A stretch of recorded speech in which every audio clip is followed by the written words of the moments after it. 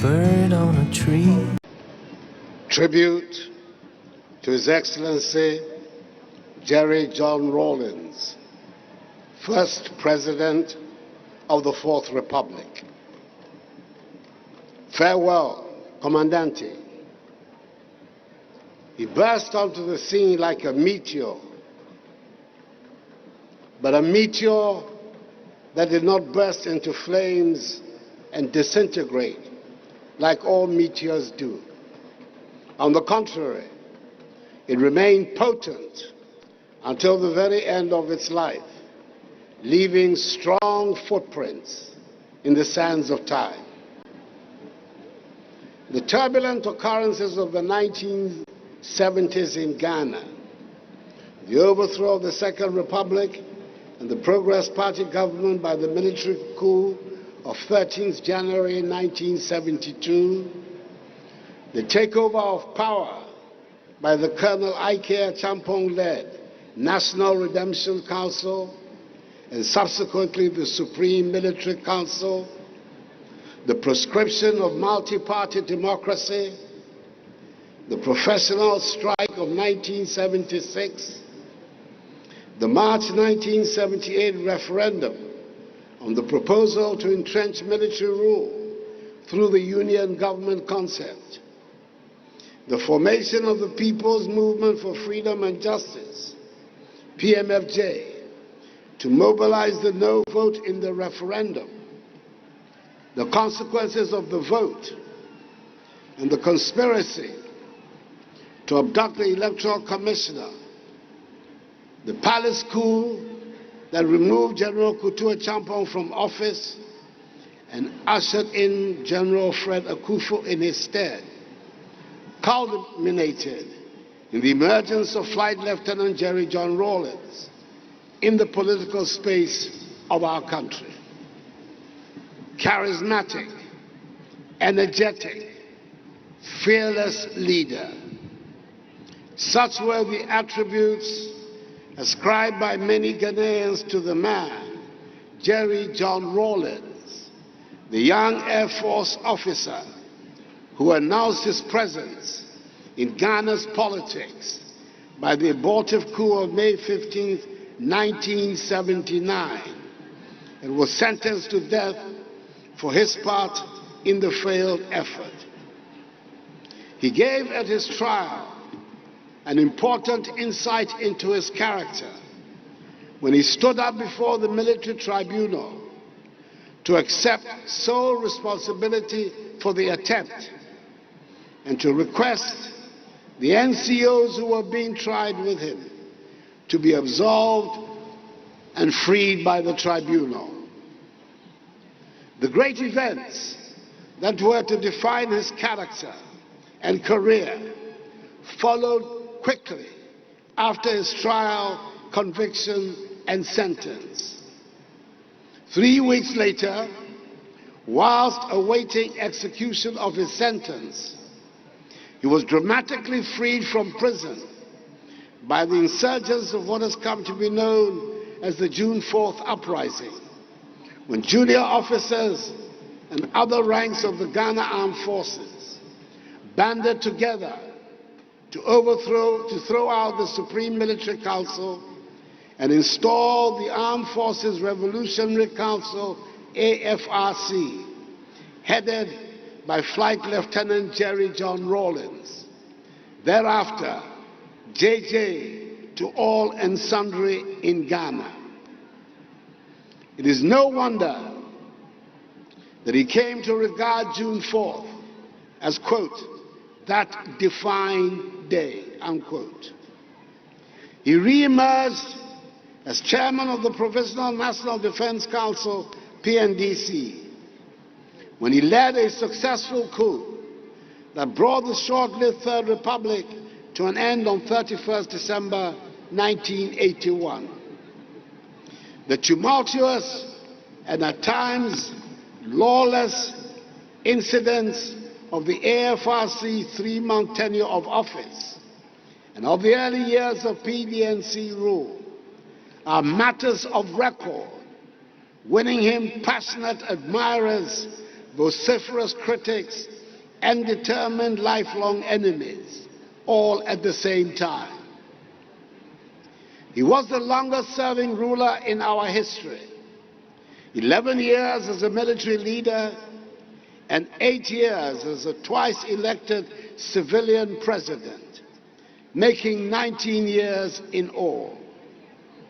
He was fortified in his work by his union with his celebrated consort, the equally dynamic Nana Konadu Agyeman Rawlings, who proved to be a sturdy pillar and invaluable companion to the very end, and who bore him 4 children, the eldest of whom, Zaneto, is continuing his tradition of public service.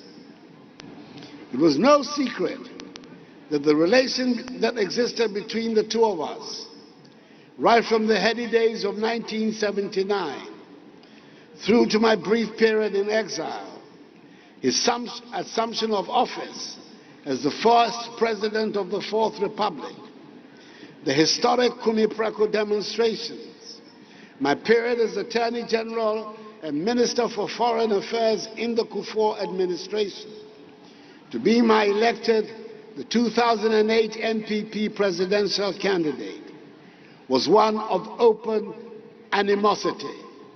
We did not see eye to eye. However, with time, things changed. We came to see value in each other and understood to a very large degree our respective perspectives. One thing we had in common was our mutual commitment to public service. My visit to his Ridge residence in 2012 signified the easing of tensions between us, leading to a friendship that lasted for the better part of some 8 years. Indeed, when the Ghanaian people in 2016 reposed for the first time their confidence in me in the elections of that year, one of the first persons on whom I paid a courtesy call was His Excellency Jerry John Rawlings. From my entry into office, right up to the day he was called by his maker, he remained a good friend and a repository of sound advice. I knew that in moments of difficulty in my presidency, I could count on his considerable wealth of experience and knowledge. On those occasions, he came through for me. There was a symbolic gesture. He advanced to me at the funeral of his late mother, Madam Victoria Agbotui, held at the forecourt of the State House on 24th October 2020.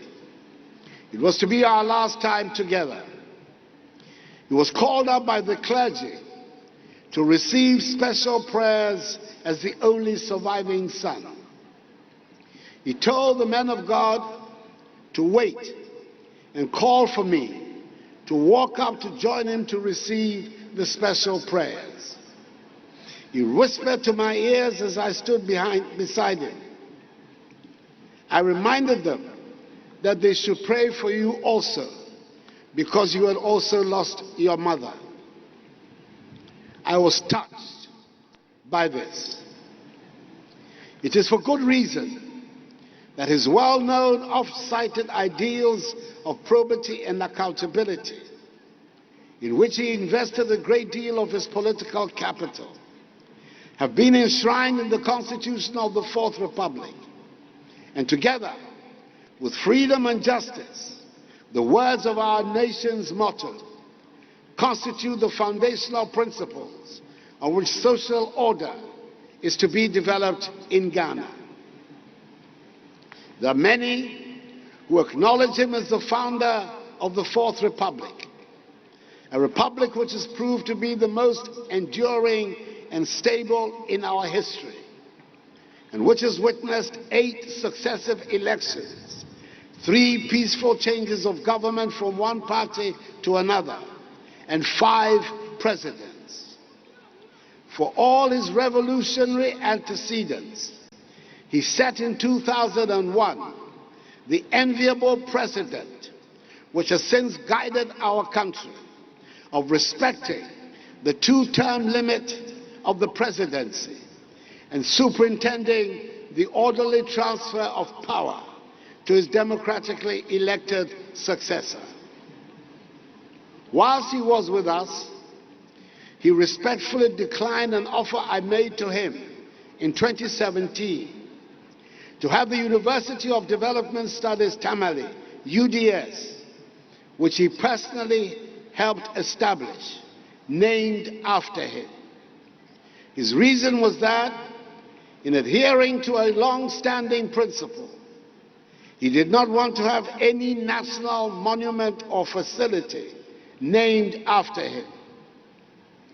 2 days after his passing, at the 21st congregation of UDS, I expressed my strongest convictions, in spite of his reservations, that such an honor should be accorded him.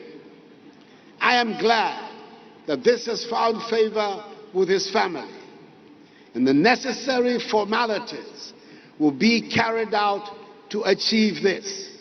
That is, the Jerry John Rawlings University of Development Studies, Tamale.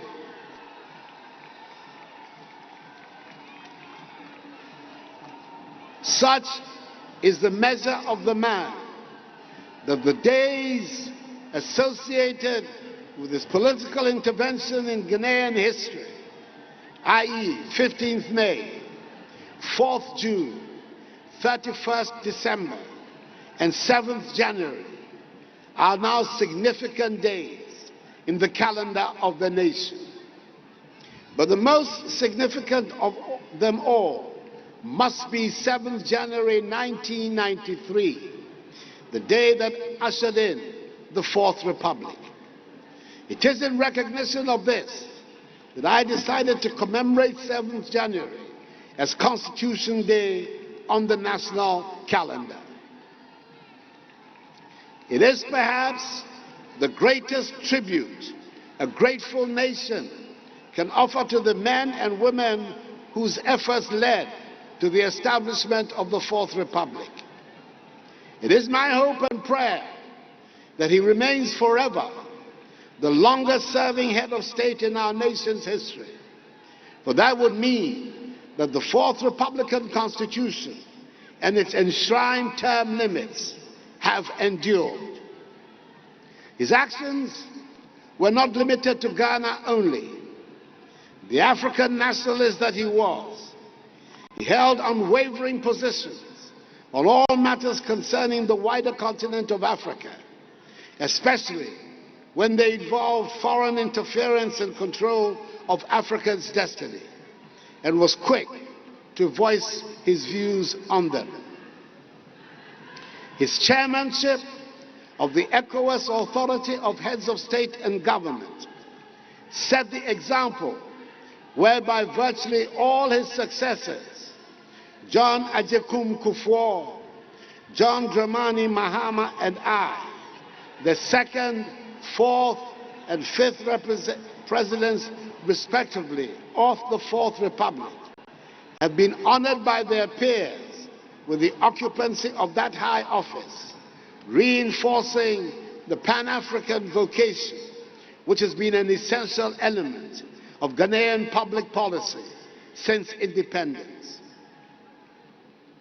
I called him Comandante because of his admiration for the famous Latin American revolutionaries, Fidel Castro, Hugo Chavez, and Daniel Ortega, a nickname which seemed to please him. I believe that history on balance will be kind to him and will render a positive verdict on his contribution to the evolution of our nation and the entrenchment of its democratic institutions and culture.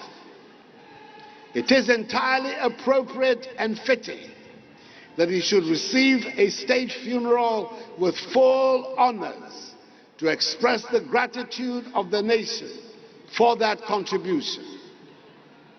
My wife Rebecca and our children join me in expressing our sincere, heartfelt condolences to his beloved wife, Nana Konedu, his children, Ezanato, Yasantua, Amina, and Kimathi, and his entire families for their great loss of one of the outstanding figures of modern Ghanaian history, a man whose sense of humor was truly infectious. Comandante, rest and abide in perfect peace in the bosom of the Almighty until we all meet again on the last day of the resurrection. Farewell, God bless, and thank you for all your help. His Excellency Nana Addo Dankwa Akufo-Addo, President of the Republic of Ghana, as tribute to the man he called the Commandant, Flight Lieutenant Jerry John Rawlings. Kafi.